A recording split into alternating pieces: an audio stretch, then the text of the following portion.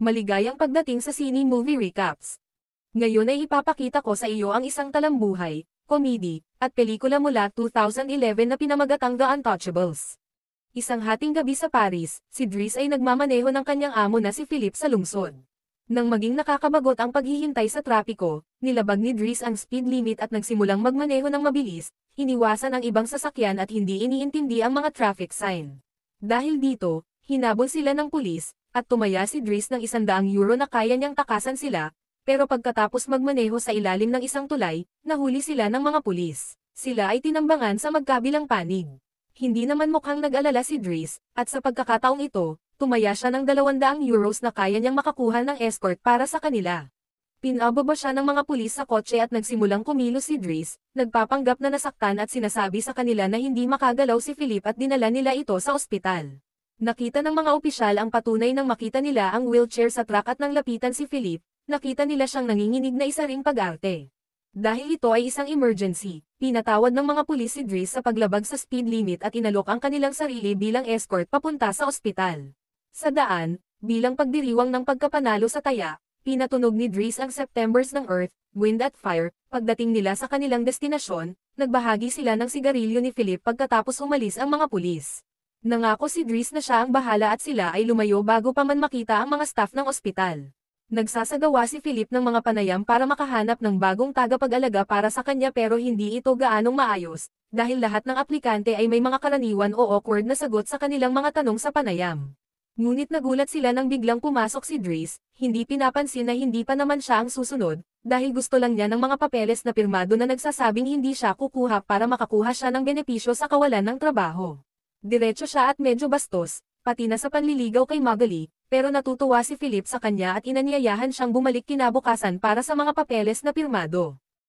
Bumalik si Dries sa kanyang bahay sa isang payak na kapitbahayan at sinubukang maligo habang pinapakialaman siya ng lahat ng kanyang mga nakababatang kapatid, at natapos niya ito sa tamang oras dahil sa tulong ng kanyang kapatid na si Mina, na medyo mas matanda kaysa sa iba at mas responsable.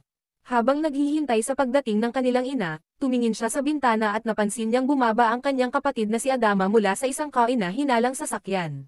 Nang pumasok ang bata sa apartment, sinabi lang niya na nasa paaralan siya at umalis muli pagkatapos kunin ang kanyang bag, na lalo pang nagpapatibay kay Dries na may tinatago siya. Sa gabi, dumating ang kanyang ina, at binigyan niya ng isang Fabergé egg na ninakaw niya at sinabi na siya ay nagbakasyon nang tanungin siya nito. Ngunit, hindi natuwa ang kanyang ina na makita siya, dahil nawala siya ng 6 na buwan at hindi tumawag, at ngayon ay bigla siyang lumitaw na parang ang bahay nila ay isang hotel. Dahil talagang sawa na siya sa lahat ng kanyang kasinungalingan at may iba pa siyang mga anak na kailangang alagaan, pinalayas niya siya at sinabihan siyang huwag nang bumalik. Ginugol ni Dries ang gabi sa paninigarilyo at pagkain ng merienda kasama ang ilang kaibigan sa kapitbahayan. Kinabukasan, bumalik si Dries sa bahay ni Philip para sa kanyang mga papeles, at sinalubong siya ng tagapag-alaga na si Ivan, na ipinakita sa kanya ang paligid at sinabi ang tungkol sa araw-araw na gawain kay Philip. Ipinakita rin niya ang kwarto na para sa kanya, na may sarili niyang banyo. Hindi mapigilan ni Dries na titigan ang bathtub bago siya hilahin papunta sa kanilang kwarto. Si Philip ay nag-alok na pinirmahang papel, pati na rin ang oportunidad sa trabaho. Tinanggap ni Dries ang isang buwang pagsubok. Sinabi ni Philip sa kanya na hindi siya tatagal ng 2 linggo. Pagkatapos dalhin ang kanyang mga gamit sa kwarto, tinuruan si Dries kung paano alagaan si Philip. Kailangang matutunan niyang panatilihing gumalaw ang mga binti nito, kung paano ito ilagay sa tanang posisyon, kung paano siya ilalagay sa wheelchair, kung paano tulungan siyang maligo at magpalit ng damit. Naging awkward ang mga bagay ng matuklasan ni Dries na kailangan niyang isuot sa kanya ang mga mataas na medyas at linisin ang kanyang puwet pagkatapos gamitin ni Philip ang banyo. Pero kahit gaano siya magreklamo at sabihin na ayaw niyang gawin ang mga gawaing iyon, tinatanggap niya ito bilang bahagi ng kanyang trabaho. Pagkatapos ng gabi, habang nag-e-enjoy siya ng kanyang merienda sa bubong, naabala siya ni Elisa, anak ni Philip, at ng kanyang kasintahan na si Bastian na naghahanap ng pribadong lugar para maghalikan. At pinalayas niya silang dalawa nang tumanggi siya na ibahagi ang kanyang alak. Mabilis na nasanay si Dries sa araw-araw na gawain kasama si Philip, kahit na sa simula ay nagkakamali. Pero natuto naman siya mula rito, tulad ng pag-abot ng telepono kay Philip sa halip ay ilagay ito sa kanyang tenga o ang pagkalimot sa pagpatay ng monitor habang naliligo.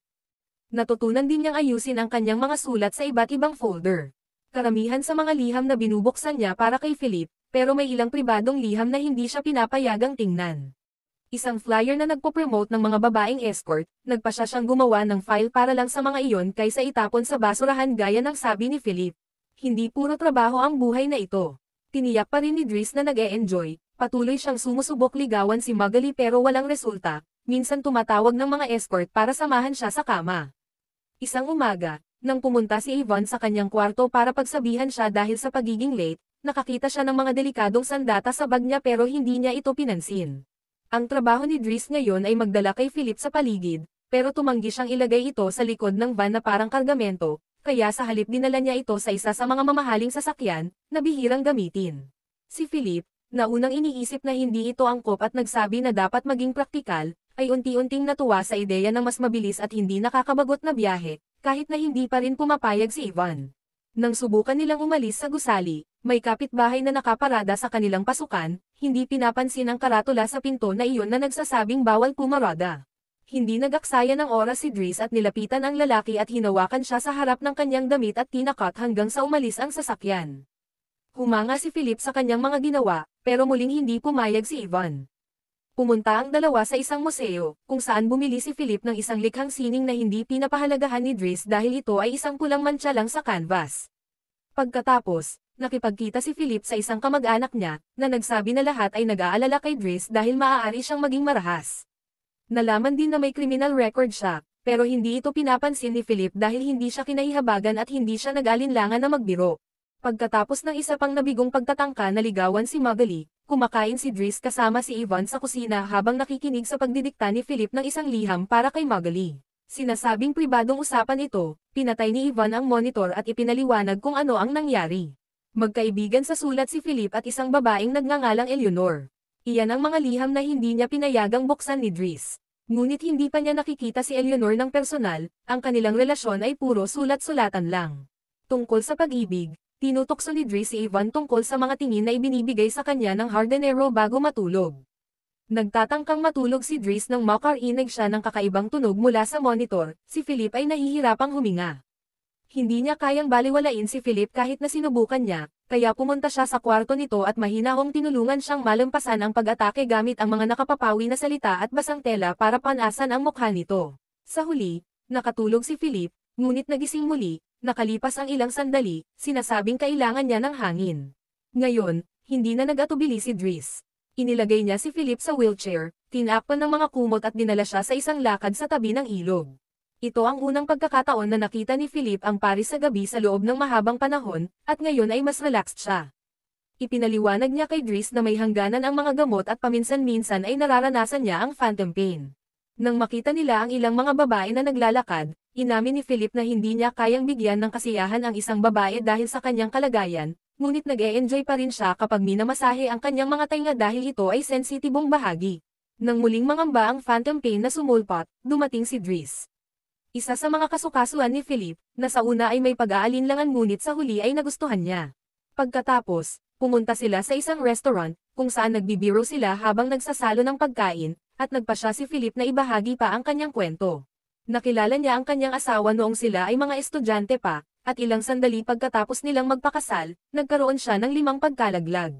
At na-diagnose sa isang sakit na hindi magagamot. Doon nila inampon si Elisa. Palaging mahilig si Philip sa mga paligsahan, matinding palakasan, bilis, at iyon ang ibinigay sa kanya ng isang paraglider. Noong isang sesyon ng paragliding, nagdulot ng masamang panahon ang pagkabangga niya at nabasag ang kanyang buto sa likod. Iniisip niya na ang tunay niyang kapansanan ay hindi ang upuan kundi ang mabuhay nang wala ang kanyang asawa. Pagkatapos magbiro pa, naalala ni Philip ang petsa, na pagtanto na nakapasa na si Dries sa isang buwan na pagsubok, kaya opisyal na siyang inempleyo, ngunit kailangan niyang simulan sa pagbalik ng Fabergé egg na ninakaw niya dahil ito ay regalo ng kanyang asawa. Bawat taon ay binibigyan siya nito, at mayroon siyang eksaktong 25 na tumutugma sa kanilang panahon na magkasama. Kinabukasan, pumunta si Dries upang kausapin si Mina habang siya ay palabas ng paaralan na medyo naiinis dahil hindi niya sinasagot ang mga mensahe nito, maliban sa pagtatanong na hanapin ang itlog, sinabihan niya ito tungkol sa ilang pulis na tumatawag sa kanilang bahay. Pagkatapos, binisita niya si Adama, na umamin na nahuli siyang may dala-dalang 30 gramo. Gusto ni Dries na dalhin siya sa tanghalian, ngunit tumanggi si Adama at sa halip ay sumakay sa parehong car na hinalang sasakyan mula noon. Pagkatapos, pinayagan si Dries na maging kasama, habang dinidikta ni Philip ang kanyang liham para kay Eleanor kay Magali. Iniisip niya na ang maligoy na pananalitang ito ay nakakabagot at dapat ay mas direkto si Philip. Naguguluhan din siya nang marinig na ito ay nangyari ng 6 na buwan at hindi sila nagpalitan ng mga larawan. Nang makita niya ang numero ng kanyang telepono sa mga liham, tinanggap niya ito bilang isang palatandaan at tinawagan siya, kaya napilitan si Philip na kunin ang telepono at tawagan siya.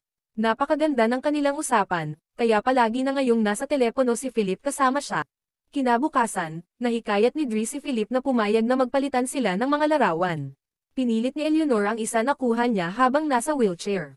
Pagkatapos, habang siya ay nagpipinta, biglang pumasok si Elisa sa kanyang kwarto para humingi ng sigarilyo at pinagtatawanan siya dahil sinusubukan niyang maging artistiko.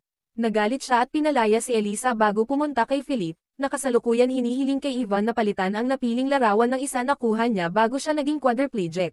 Itinago ni Ivan ang larawan sa loob bago biglang pumasok si Dries, nagrereklamo tungkol kay Elisa at sinabi kay Philip na kailangan niyang disiplinahin siya, na sinang-ayunan ni Ivan.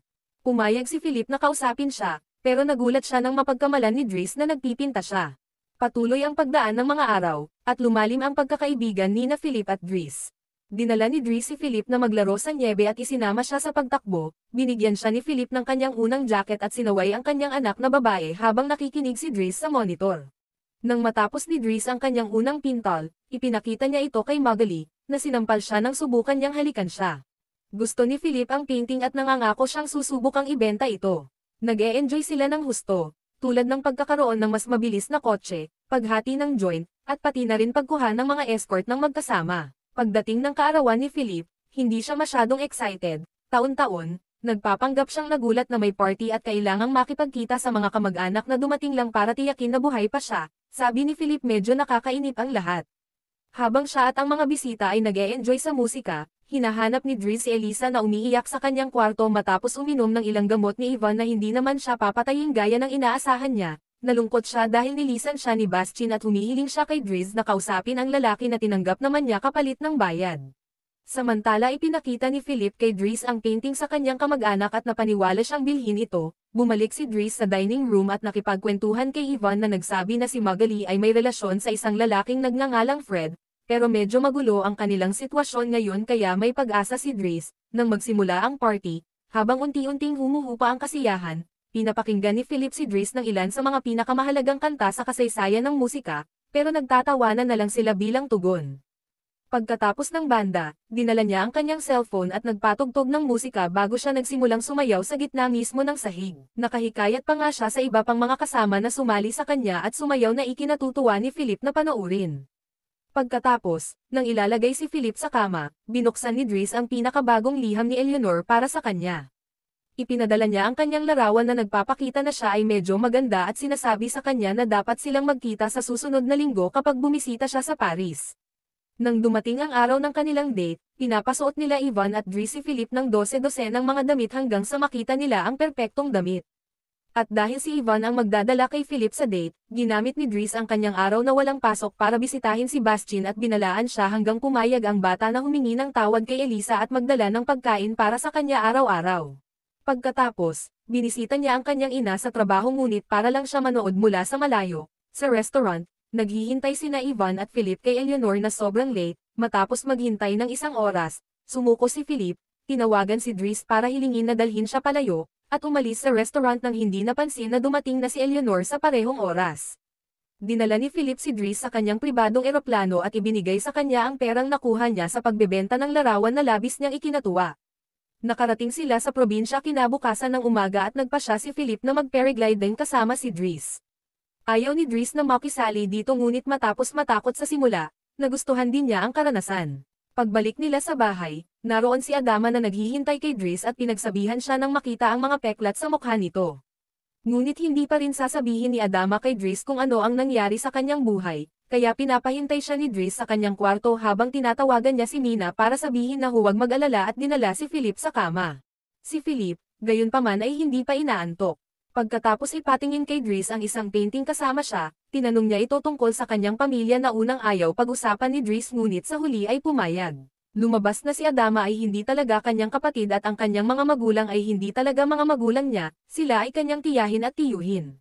Kinuha siya mula sa Senegal nang siya ay 8 taong gulang dahil hindi makabuo ng mga anak ang kanyang mga tiyuhin at ang kanyang tunay na pangalan ay Bakary Basari, ngunit dahil may ibang mga bata na may ganoong pangalan, tinawag siyang Idris at iyon ay naging Dries.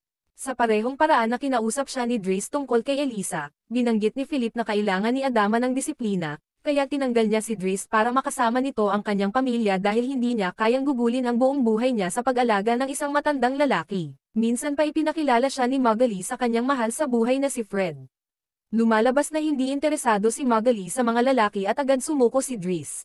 Habang palabas ng bahay, ibinalik niya ang monitor kay Magali at tinutokso siya dahil nagsinungaling tungkol kay Magali para lang guluhin siya. Bilang kapalit, ibinigay niya sa kanya ang escort file na sinimulan niya at nadismaya siya nang makita na nakatago doon ang larawang pinilit niya. Itinapon ni Dries ang file pero tinago niya ang larawan para sa sarili. Paglabas niya nakita niyang may sasakyan na muling humaharang sa pasukan kaya hiniling niya na umalis kahit hindi na ito nagtatrabaho doon.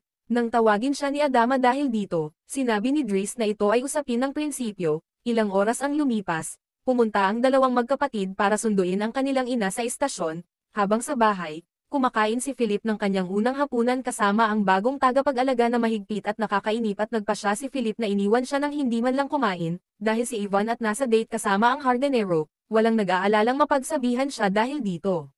Lumilipad ang mga araw, bumalik si Dries sa dati niyang buhay, nakikipag-hangout siya muli sa mga dating kaibigan at sinabihan ang mga lalaki sa kaina-hinalang sasakyan na huwag nang istorbohin si Adama. Nang pumunta siya sa isang interview na kulang siya sa karanasan, nagawa niyang mapasaya ang employer sa pamamagitan ng pagtawag sa sarili niyang pragmatiko at ginagamit ang lahat ng kaalaman sa sining na nakuha niya habang nagtatrabaho para kay Philip. Ito ang nagbigay sa kanya ng trabaho bilang driver. Patuloy na hindi gusto ni Philip ang kanyang bagong tagapag-alaga at palaging masama ang kanyang mood.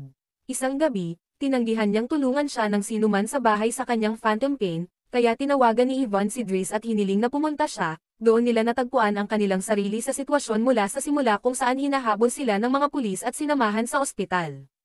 Pagkatapos ng munting pakikipagsapalaran na iyon, dinala ni Dries si Philip sa baybayin at ang tanawin ng dagat ang nakatulong kay Philip na kumalma. Pagkaraan ng ilang panahon, inalagaan ni Dries ang sobrang haba na balbas ni Philip bago siya dinala sa isang restoran para sa tanghalian ngunit hindi siya nanatili dahil may ibang sasamahan si Philip ngayon. Binigyan ni Dries siya ng swerte at sa wakas ibinalik ang kanyang itlog bago umalis at nagsimulang mag-alala si Philip na siya lang mag-isa hanggang makita niya kung sino ang kanyang kadate, si Eleanor na natuwa na makita siya at hindi alintana ang upuan. Ang tunay na Count Philip Pozo de Borgo ay ngayon ay nakatira sa Morocco, nagpakasal siya muli at may 2 anak na babae. Ang tunay na Dries na tinatawag na Abdelia Sincela ay may sariling kumpanya at kasal din na may 3 anak. Ang 2 lalaki ay nananatiling malalapit na magkaibigan hanggang ngayon.